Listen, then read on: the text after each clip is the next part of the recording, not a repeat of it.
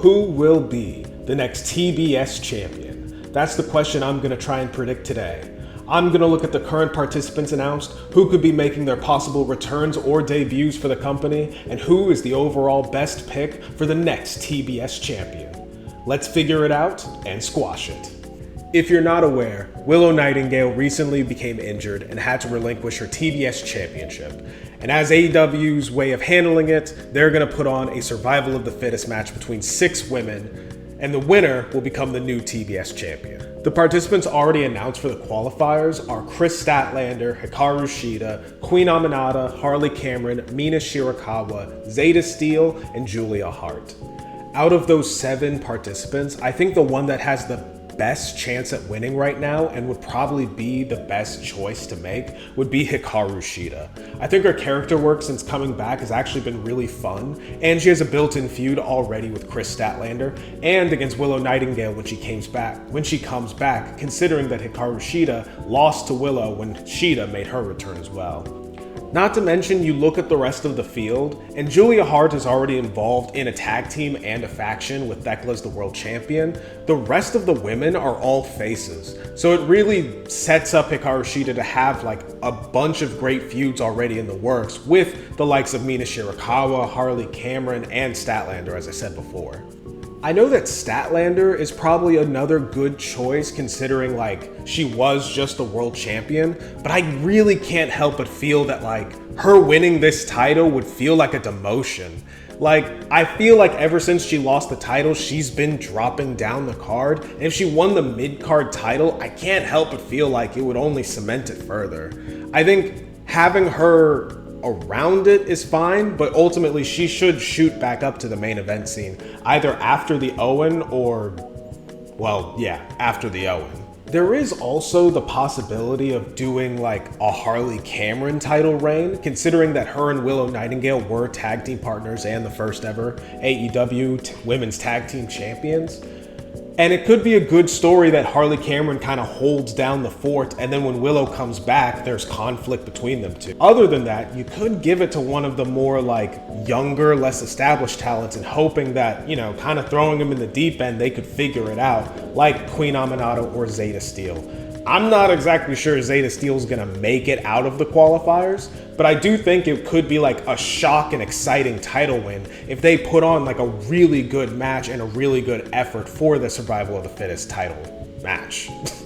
A couple others that I expect to be in the qualifying matches would probably be like Thunder Rosa. She's hurt, she's made her return recently, and she's not doing anything. So I think either having her at least in the qualifiers makes sense. I don't know if you put her in the survival of the fittest match just because she is ice cold, but it could be a good way to heat her up, and it could be a good way to set up a rivalry within the match.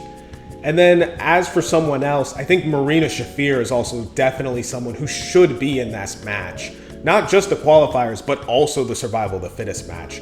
She's been like such a force in the women's division, despite the fact that she actually doesn't win that much, but like her blood and guts performance was awesome. And I really did enjoy her Toni Storm feud, you know, before it got weird and Toni left.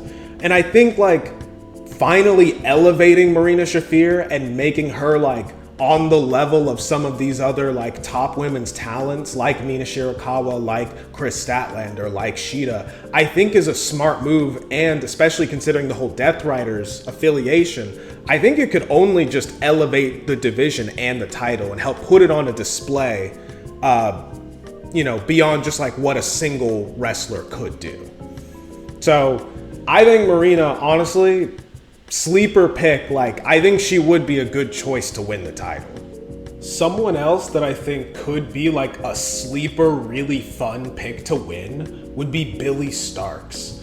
I mean, she has been wrapped up in this Athena world title reign since the very beginning, and I think it could be like a good, like kind of out of nowhere storyline if Billie Starkz suddenly won an AEW championship, and then it's like, ooh, is the TBS title kind of a bigger deal than the Ring of Honor women's title? Like, at least on AEW TV, Athena's never won an AEW championship, and Billie Starkz, you know, if she in a sense leapfrogged her, could be a great way for them to finally break up, and maybe even for Athena to finally lose her title and move up to the main roster, the AEW roster. But again, very unlikely. I'm not even sure she'd be in a qualifier, but I do think it would be kind of a crazy, out of nowhere, fun pick. Another one you could throw in is Camille. I mean, she has been doing nothing since she came back and wrestled Willow Nightingale.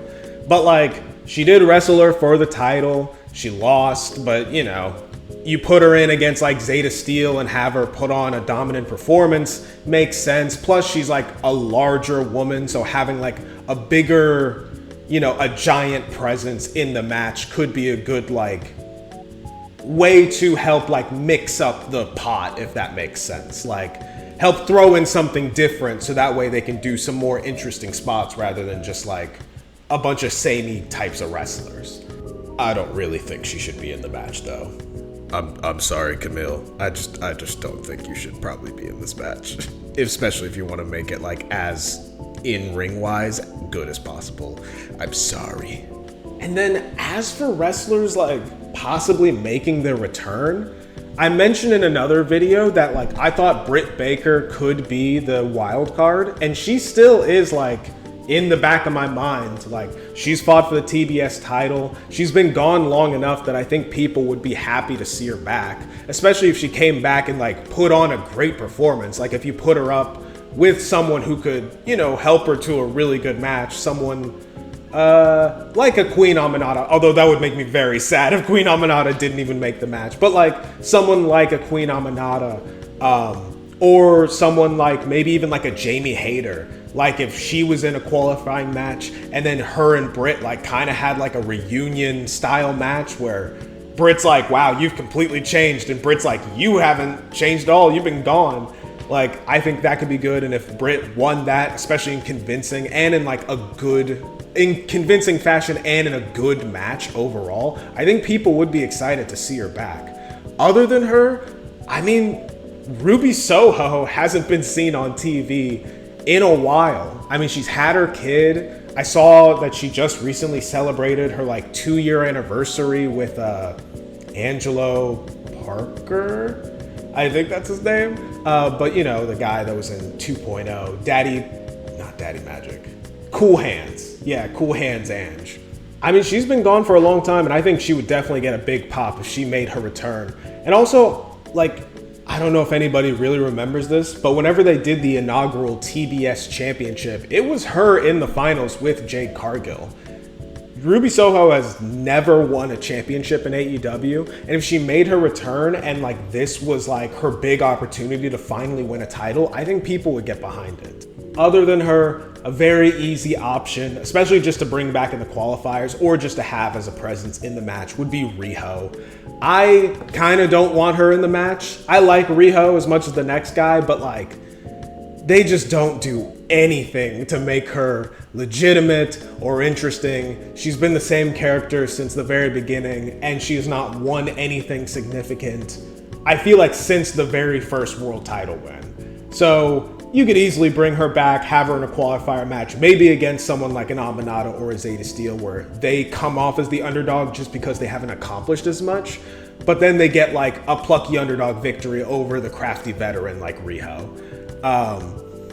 But like, other than that, I don't think I personally want to see her in the match, and I definitely wouldn't want to see her with that TBS title. And then I think of just another fun wild card to throw in there, especially since like Forbidden Door is coming up and the Stardom partnership is still there. I think Maki Ito would be a really fun surprise.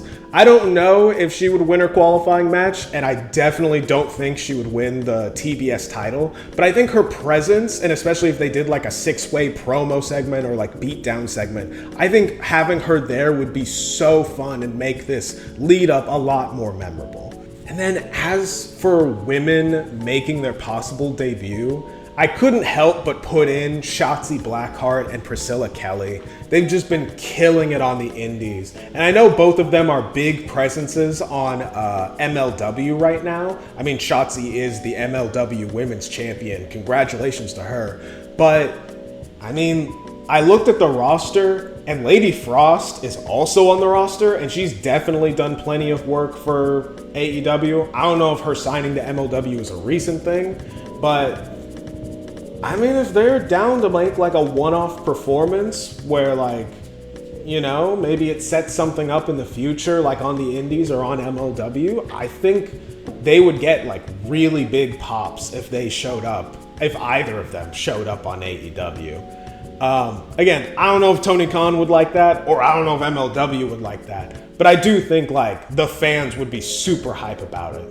And then as for someone else who I think could make their debut and actually is probably a bit more believable than the two I previously just mentioned, would be Dakota Kai. I think she has just recently made her return to wrestling. I saw that I watched like a few clips from her interview with Chris Van Vliet, and I mean, she's a recognizable face. Like, she's a great in-ring worker, and I think she's proven in WWE that she's pretty good at character work. And so I think having her like come out of left field, even if she doesn't win, but if she debuted and put on a phenomenal performance, she could easily be up there with like some of the upper mid-card in the women's division, and then, you know, build herself enough to even be like a main event talent. I believe she could do it, but does she want to? Does she want to work for AEW? I don't know. But I do think it would be, I'm not going to say fun time. I think it would be like really exciting. And I think it would definitely be an interesting pick. This match has the possibility to be like super duper memorable and one of the more like, I don't know, like elevating matches you could do, especially for the women's division. One of my problems is that a lot of the women feel like kind of stuck in the mid-card, and none of them feel like on the level of Mercedes and Toni Storm, which is why I was so happy Mercedes came back, because it's like, oh great, we have someone who can actually be like a legitimate headliner. I think this match could be a good way to like develop some feuds, help establish some new stars, and really just showcase why the women's division is like truly stacked, even if it hasn't like felt as like stacked as it should have been these past few months. But let me know what you think. Do you agree that Shida is probably the most likely answer? Or do you think that someone like Mina Shirakawa, Julia Hart, or Queen Aminata has a better chance at winning? And regardless, who do you want to win? I've been Butternut Squash Match. Thanks for watching.